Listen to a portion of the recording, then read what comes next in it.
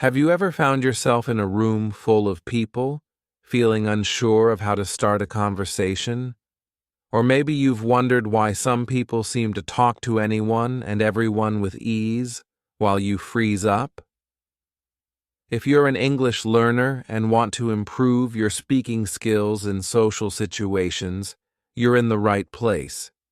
In today's video, I'll teach you exactly how to talk to many people without feeling nervous or stuck. Stay tuned till the end. I've got some valuable tips that will make you feel confident in any group conversation. Chapter 1: The Power of Small Talk. Small talk is the gateway to connecting with people. It's the simple greetings, questions, and comments that open doors to deeper conversations. You might think small talk is pointless, but it's one of the most important tools for building rapport, especially in group settings. So, why does small talk matter? First, small talk allows you to break the ice. It doesn't matter if you're at a party, a networking event, or even a work meeting, starting with a simple "How are you?" or "What do you think of the weather today?" is all you need to get the conversation started. These small, simple statements are perfect conversation starters because they don't require any special knowledge or deep thinking. They're easy and light, making them perfect for beginning a conversation without any pressure. You might feel awkward at first, but trust me, everyone feels that way sometimes. The good news is, people love talking about themselves. Asking questions like, "How was your weekend?" or "What do you enjoy doing in your free time?" allows others to share their opinions or experiences. When people talk about their own lives, they feel valued and heard, which automatically builds a connection between you and them. But it's not just about asking questions. It's about showing interest. For example, when someone answers your question, don't just nod and move on. Show that you care by making a comment or asking a follow-up question. If someone says, "I went hiking this weekend," you could respond with something like, "That sounds amazing. Where did you go hiking?" or "What was the best part of the hike?" By doing this, you keep the conversation going and show that you're genuinely engaged. This is where small talk truly shines. It helps create a relaxed and comfortable environment. And once you've broken the ice with some small talk, you'll find that the conversation often flows naturally into deeper topics. As you engage with people, the barrier of awkwardness starts to melt away, and you'll find it easier to speak in the group. Small talk also works as a bridge to larger conversations, making it easier to move from casual exchanges to more meaningful ones. In a group setting, the benefit of small talk is that it gives you an opportunity to test the waters before diving into more complicated or sensitive topics. By starting light, you can gauge people's personalities and see what they enjoy talking about. For example, if you're at a party and someone mentions a movie they just watched, you can use that as an opening to discuss shared interests. If the conversation seems to be going well, you can naturally transition into more engaging topics. Ultimately, small talk is about making connections, breaking down barriers, and setting the stage for better conversations. And in group conversations, the more comfortable you become with small talk, the easier it will be to speak up, share your ideas, and feel like a part of the group. So, embrace small talk. It's the foundation that will help you talk to many people with ease. In the next chapter, we'll dive deeper into how to keep the conversation going once you've broken the ice. So, stick around. Chapter 2. Listening is key. Now, we often think that talking is the most important part of a conversation. But guess what? Listening is actually more crucial. Have you ever had a conversation where the other person didn't really listen to you? Maybe they were distracted, or their responses felt shallow. How did it make you feel? Probably not great, right? When you're talking to many people, you don't need to be the loudest or the most talkative person in the room. Instead, focus on being an excellent listener. It's a secret weapon that can make everyone feel valued and respected, and it's something you can control in any conversation. This is especially important in group settings, where the conversation can quickly become chaotic and people tend to talk over each other. The key to good listening is active listening. This means you don't just hear the words being spoken, you engage with them. When someone is speaking, give them your full attention. Nod occasionally, make eye contact, and occasionally say things like, "That's interesting," or "I never thought of it that way." These small verbal and nonverbal cues show that you're genuinely involved and paying attention. It encourages the speaker to continue and helps maintain the natural rhythm of the conversation. Active listening is not only about showing that you're engaged, but also about understanding the flow of the conversation. When you listen attentively, you'll be able to identify key points and connect ideas. This allows you to add meaningful comments or ask thoughtful questions that are relevant to what's being discussed. It keeps the conversation moving forward while also making it feel more dynamic and cohesive. One of the biggest mistakes people make in group conversations is interrupting. It's easy to get caught up in the excitement of a discussion and want to jump in with your thoughts. But interrupting can break the flow and make others feel like they're not being heard. Instead of rushing to speak, listen for the right moment to add your thoughts. This way, your contributions will feel more natural and your input will be more impactful because you're responding to what's already been said. Additionally, when you listen carefully, you pick up on subtle cues, like body language or tone, that can give you a deeper understanding of the conversation. For example, if someone's voice sounds hesitant or their body language is closed off, you might recognize that they're not fully comfortable with the topic or may need encouragement. This gives you the opportunity to be supportive and help steer the conversation in a more inclusive or comfortable direction. In group settings, good listening allows you to build relationships with others. When people feel heard, they're more likely to engage with you and value your presence in the conversation. You don't need to speak at length to make an impact. Sometimes, simply acknowledging someone's point or reflecting on what they said shows a level of respect that can make you more approachable and liked. Listening is especially powerful because it gives you the tools to participate meaningfully without having to dominate the conversation. When you're a great listener, people will want to include you more, and you'll find that contributing your thoughts becomes easier. You can provide insightful comments, ask questions that further the discussion, and create a more enjoyable group dynamic overall.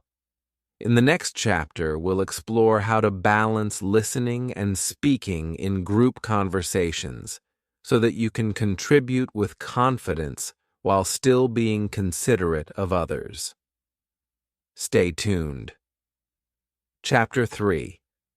Finding Common Ground. If you want to talk to many people, it's important to find something you all can relate to. This is called common ground, and it's a key ingredient for making conversations enjoyable and natural. But how do you find it? Start by observing the group. Pay attention to what they're talking about. Is there a shared topic of interest? If the conversation revolves around sports, music, movies, or current events, chances are there's something in that topic you can relate to. Even if you're not an expert in that area, you can still contribute by asking questions or sharing your own personal experiences. Let's say you're at a party and people are discussing a recent movie release. If you haven't seen it yet, don't be afraid to speak up and say, "I haven't seen the movie yet, but I'd love to hear your thoughts on it." This simple response can open the door to a new connection. Not only will you get insights about the movie, but you'll also engage with others who are passionate about the topic. The key to connecting with a group is showing that you have a genuine interest in their conversation, even if you're not familiar with the topic. When you listen attentively and ask questions, you can contribute in meaningful ways. For example, you could ask, "What made the movie so great for you?" Or, "Who was your favorite character?" These questions show that you're engaged, and they invite others to share their thoughts more deeply. People love when others make an effort to join in and be part of the group dynamic. But finding common ground isn't always about having a shared experience. It can also come from shared emotions or opinions. For instance, if people are discussing a recent challenge at work, you might not have experienced the exact situation, but you can still relate by talking about similar challenges you've faced. For example, "I've never worked in that industry, but I totally understand what you mean about tight deadlines. I've had a similar experience with my own projects." This way, you're not pretending to know everything, but you're finding a way to empathize and connect. Another way to find common ground is by sharing a lighthearted or neutral topic. If the conversation feels stuck or too specific, bring up something everyone can relate to. A classic example is commenting on the weather, or even a funny observation about the setting or event you're in. It's simple, but it helps shift the conversation into a more relaxed and inclusive direction. Remember, common ground isn't just about finding a topic to talk about. It's about creating a sense of shared connection and making others feel like they're not alone in their thoughts and experiences. When you show that you value what others are saying and find ways to contribute to the conversation, people will be more likely to include you in future discussions. In the next chapter, we'll dive into how to keep a conversation flowing naturally, so you're always ready to jump in with ease and confidence. Stay tuned. Chapter 4. Using Body Language to Connect. When it comes to talking to many people, body language is just as important as the words you use. You may not realize it, but your body speaks volumes. Your posture, facial expressions, and gestures can help you communicate more effectively and build rapport with others. In fact, nonverbal communication often says more about how you're feeling and how you're engaging than your words ever could. In group conversations, one of the first things to pay attention to is your posture. Standing or sitting with an open posture, with your arms uncrossed and your body facing the group, shows that you're approachable and ready to engage. This invites others to come into your space and feel comfortable opening up. On the other hand, crossing your arms or avoiding eye contact can send a message that you're closed off or disinterested. You might not mean to give that impression, but your body is speaking for you, so be mindful of it. Another key aspect of body language is your facial expressions. A warm smile can instantly make you appear more approachable and friendly, signaling that you're engaged and enjoying the conversation. It's a simple yet powerful gesture that can make others feel more at ease around you. When people see that you're genuinely smiling, they're more likely to open up and keep the conversation going. Eye contact is also crucial in group conversations. Making eye contact with the speaker shows that you're actively listening and paying attention. It builds trust and encourages the other person to continue talking. But don't stare intensely. Just a gentle, consistent gaze is enough to show that you're present without making it awkward. If you want to take it a step further, try mirroring the body language of the people you're talking to. This technique, known as mirroring, can help create a deeper sense of connection and make the conversation feel more natural. For example, if someone leans in while talking, try doing the same.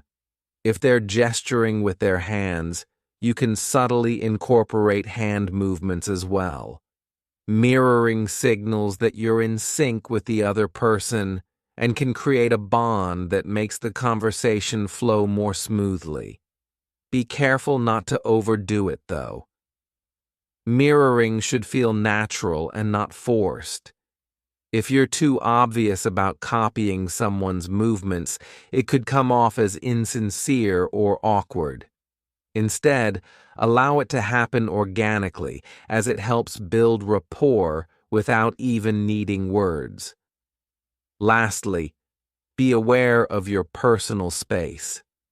In group conversations, respecting personal space is crucial.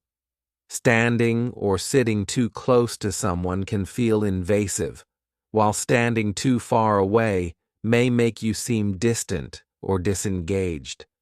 Try to find a comfortable distance where everyone feels included and comfortable. By paying attention to your body language, you can make a huge difference in how others perceive you and how they respond to you. When you're mindful of your posture, facial expressions, and gestures, you create an environment where people feel more comfortable talking to you, and that makes starting and maintaining group conversations much easier. In the next chapter, we'll explore how to contribute meaningfully to conversations, so you can become an active participant without feeling like you're interrupting or dominating the discussion. Stay tuned. Chapter 5. Overcoming Nervousness and Fear. Talking to a large group of people can be intimidating, especially if you're still learning English. But here's the secret. It's completely normal to feel nervous.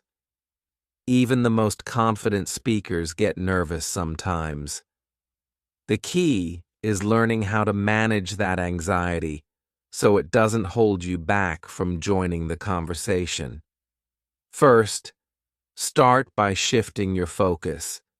Instead of worrying about how you sound or whether your English is perfect, focus on the conversation itself.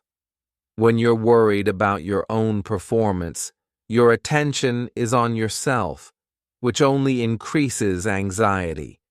Instead, try to remind yourself that the most important thing is the content of what you're saying, not the perfection of how you say it. English learners tend to be their own harshest critics, but the truth is, The people you're speaking with are far more interested in the ideas you're sharing than in how flawlessly you speak. Remember, it's okay to make mistakes. Everyone makes them, no matter how fluent they are. In fact, most people won't even notice small errors. They'll be too focused on the flow of the conversation and the points being made. Making mistakes is just part of the learning process, and the more you practice, the more confident you'll become in your speaking abilities. If you're particularly nervous about speaking in front of larger groups, try starting with smaller conversations. Practice having one-on-one chats or speaking in smaller groups before gradually building up to larger ones. The more you practice, the easier it becomes to navigate group conversations. The goal is to gradually increase your comfort level so that you don't feel overwhelmed when you're in a bigger setting. Another way to overcome nervousness is by remembering that your perspective is valuable. Everyone in the conversation has their own unique experiences and ideas to share. Your thoughts and opinions are just as important as anyone else's, so don't be afraid to speak up. People appreciate hearing different viewpoints, and by contributing, you're helping create a richer, more engaging discussion. Lastly, it's helpful to have a few strategies in mind for when you feel overwhelmed. For example, take a deep breath before you speak to calm your nerves. If you need a moment to think about what you want to say, it's okay to pause and gather your thoughts. It's better to take a brief moment than to rush your words. And remember, no one expects you to be perfect. They just want to have a meaningful conversation. By focusing on the conversation, accepting that mistakes are part of learning, and practicing regularly, you'll soon find that talking to many people becomes much less intimidating. And with time, you'll gain the confidence to speak freely, even in larger groups. In the next chapter, we'll discuss how to contribute meaningfully to group discussions, so you can make sure your voice is heard without feeling like you're interrupting or dominating the conversation. Stay tuned. Chapter 6. Practice, practice, practice. The more you talk to people, the easier it becomes. But like any skill, it takes practice. At first, you might not feel completely comfortable talking to a large group of people, and that's perfectly okay. Remember, no one starts out as an expert. The more you practice, the more natural it will feel, and the better you'll get. Start by looking for opportunities to speak English in your daily life. Chat with classmates, talk to coworkers, or join online language exchange programs. These interactions don't have to be formal or high pressure. The more exposure you get to real-life conversations, the more your confidence will grow. Don't worry if you make mistakes. That's part of the learning process, and it's a sign that you're pushing yourself to improve. In group settings, remember that it's not just about talking, it's about contributing to the conversation. If you're waiting for the perfect moment to speak, you might end up missing opportunities. Instead, focus on when you have something valuable to add. Whether it's a comment, a question, or a thought, your contribution matters. Even if you're not the first to speak, your words will enrich the conversation and help you feel more engaged. As you practice, try to be mindful of how you're feeling during conversations.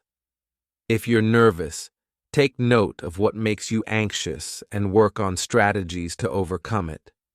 With time, you'll start to feel more comfortable jumping into group discussions, and before you know it, talking to many people will feel as natural as talking to one person.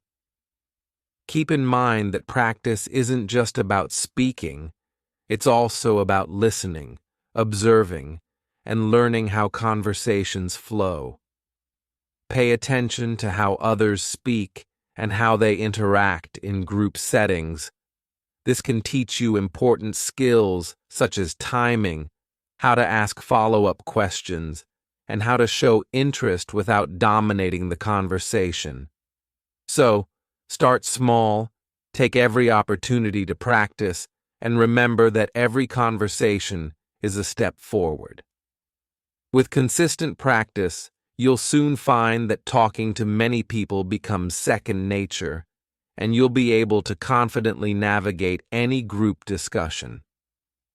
In the next chapter, we'll talk about how to handle group dynamics, ensuring that you stay engaged without feeling overwhelmed. Keep practicing. If you found these tips helpful and want to keep improving your English skills, don't forget to hit the subscribe button and turn on notifications so you never miss a new video. Also, give this video a thumbs up if you enjoyed it, and leave a comment below sharing your biggest challenge when it comes to speaking English in groups. I'd love to hear from you and learn how I can help even more. Keep practicing, stay confident, and I'll see you in the next video.